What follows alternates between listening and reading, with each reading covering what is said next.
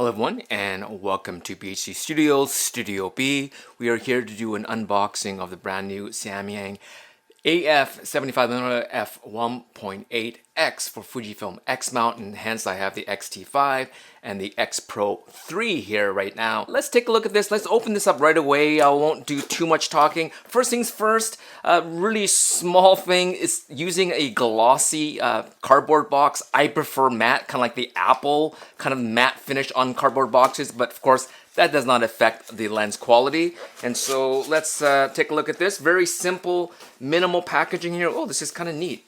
Rounded, half kind of a shell. Oh, I like this. I could dig this. And what else do we have in here? And some instructions and anything else? No, that's it. So that's all you get in this box here.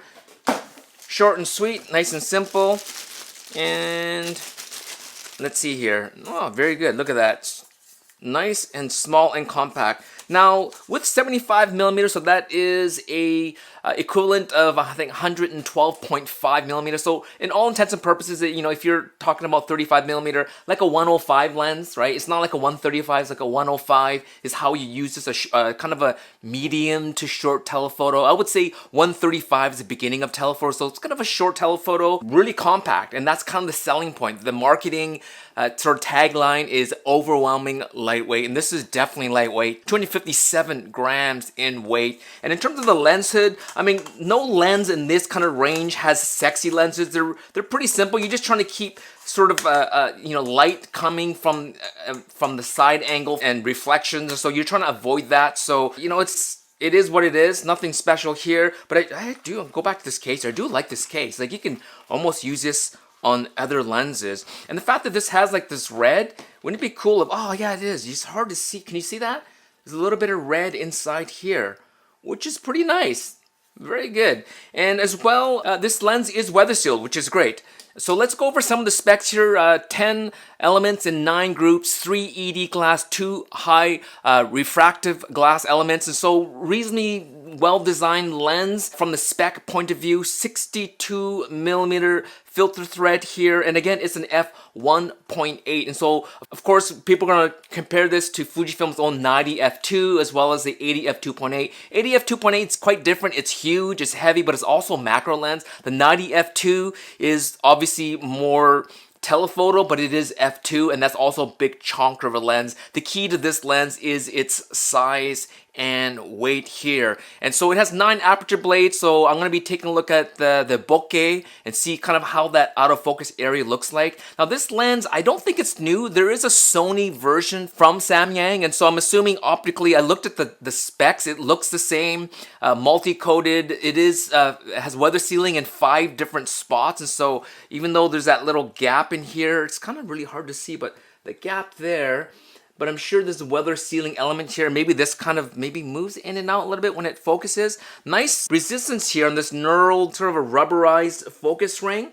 And this is one of the key things I'm super excited about, is this custom mode, M1 and M2. Now, some of the early reviewers that had a pre-production copy, I think this is production, that's what they told me, that they didn't really know what this would do, or they hadn't yet programmed it. And Samyang did say you do have to buy an accessory mount, which would be kind of nice if they included it, that you can actually do firmware updates and be able to use their software to program this here. So you can't use the Fujifilm bodies as of now, but this does have the points of contact here, so when you use this lens, the camera knows what lens is on here, and it's in your XF data, which is great. But if you want to do firmware updates, you need to buy that lens station. It's about like $60 US. The M1 is focus, which makes sense, and then the M2 is aperture, which is great, because that's one of the problems with a lot of these third-party lenses. This is the Sigma 30mm f1.4. The problem with these third-party lenses, like from Sigma and Tamron, that was previously an E-mount and now it's in the Fujifilm X mount, is that there's no aperture ring. And I think a lot of us would rather have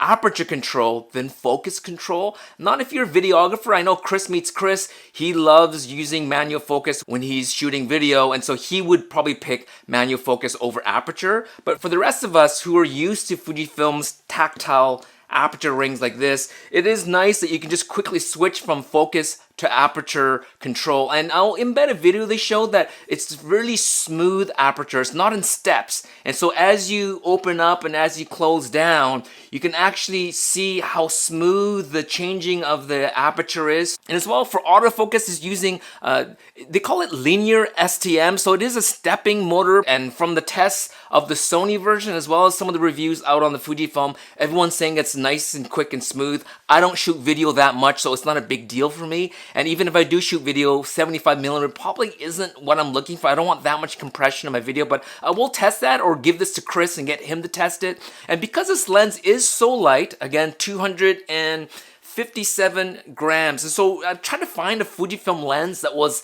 around that range, and all I can find is the Fuji Crons are below 200 and the Fuji Luxes are above 300. So it's kind of in between. I checked the XF 30mm f2.8 macro, that's about 200 grams, and then the 33mm f1.4, that one is like 350 something grams. So this is between those two lenses, but I mean, for 75mm f1.8, this feels nice and light and compact. And so let's just quickly, I'm gonna pop it on to the X-T5 here.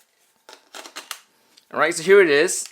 So the first thing I'm gonna check is, okay, so I'm trying to figure out if the aperture, this is supposed to be aperture control. All right, I figured out the problem. So two things, this is aperture control in M2, but only in video mode. So you gotta be in video, first of all, which sort of makes sense, but I would still love to be able to just switch this to manual, to aperture control. Even though there's no click stops, it'll be a smooth aperture. So I guess in a way you can accidentally knock it. And so now you are, you know, smoothly changing aperture without realizing it. But I would still love in stills mode to be able to use this, but for video it makes a lot of sense. And also you can see here, so even though the camera thinks it's f4, you can see how it's going brighter and darker. So the camera doesn't realize that you're changing the aperture. It's bypassing the camera, the aperture control. So in here you can see, let's see here.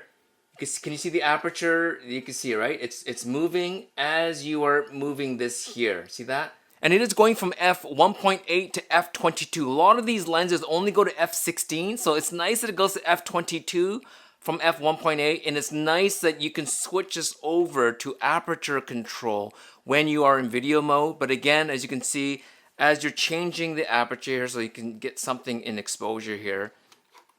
See that here like this.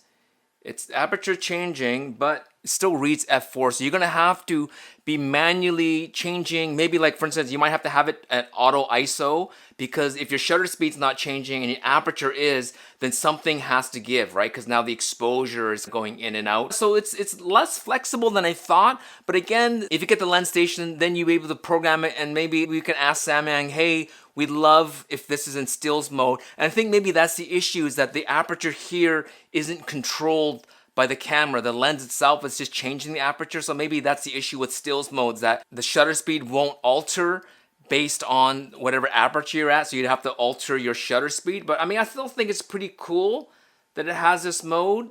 Happy for video shooters, but for still shooters, you still have to do it the old school way, which I'm a little bit disappointed, but still, I have to test this lens. A little bit more limiting than I thought, but still, there's potential because this is programmable, and then there is firmware updates. But so far, I mean, I'm looking at this, it mounts nicely. I think it looks pretty good on the X-T5, balance as well. Even on a camera like the X Pro 3 would balance nicely on here as well. And if you are gonna use this lens on a gimbal, because it's light and because it's compact, and you want something in the 75mm, kind of a short telephoto range, there aren't that many lenses in the Fujifilm ecosystem that you can get you this telephoto and this light and compact. And so it will balance nicely on a gimbal if that's the type of work you want to do. So again, this is just my first impressions. I have yet to shoot with it, and so I will put notes down below if anything has changed. I'm just checking on Amazon and as well as on B&H. This still hasn't been launched. I was initially told the launch date was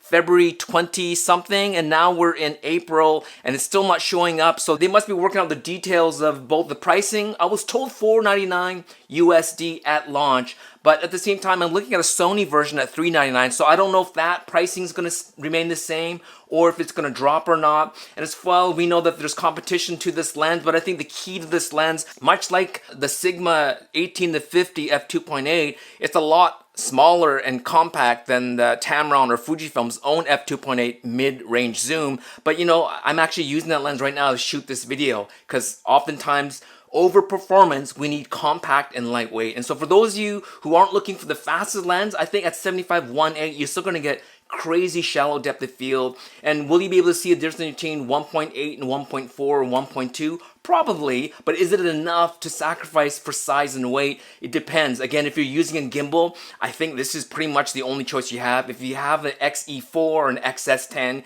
you want something light and compact, and remember this is weather sealed, and unlike the other third-party options, you can't program the focus ring. It's pretty much set. And as well, I'm going to be creating an article for Fujilove as well eventually on this as I do a long-term test. Thank you so much, Samyang, for sending me this lens. I actually do want to test their 12mm f2 as well because I do have the Viltrox 13-1.4, and so I would love to see what their 12mm version does. I think Rokinon and Samyang is the same company. They're both Korean brands, and I think this is, yeah, even says right there, made in Korea. So they're kind of, I don't know if there's any other Korean lens manufacturer. They may be like, it's either Japan or China or German or Korea. And so I think Samyang is kind of in a neat little position here, being one of the only Korean lens manufacturers in a plethora of third-party lens manufacturers from Japan and from China.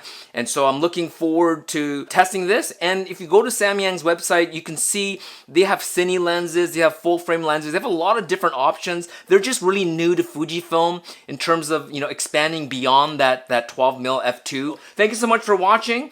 And again, look for a long-term review. Let me know if you have any questions down below. Thanks for watching and happy shooting.